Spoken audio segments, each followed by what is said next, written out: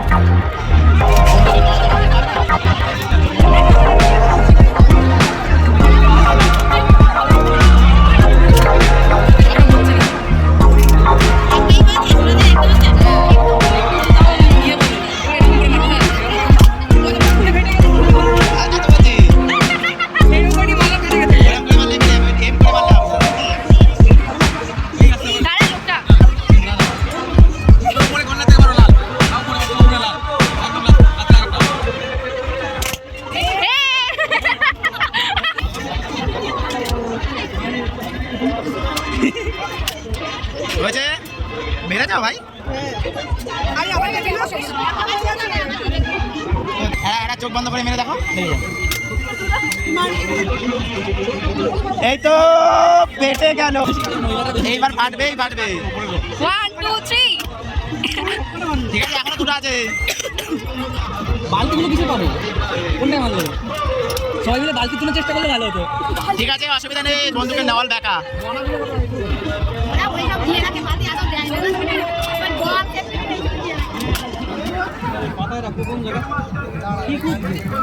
Balloon ফাটানোর পরে ভীষণ পরিমাণে গরম লাগছিল, আর ওই সময় একটু গরম ছিল, এই কারণে মানে বেশি গরম ছিল ওই সময়টা কদিন আগে।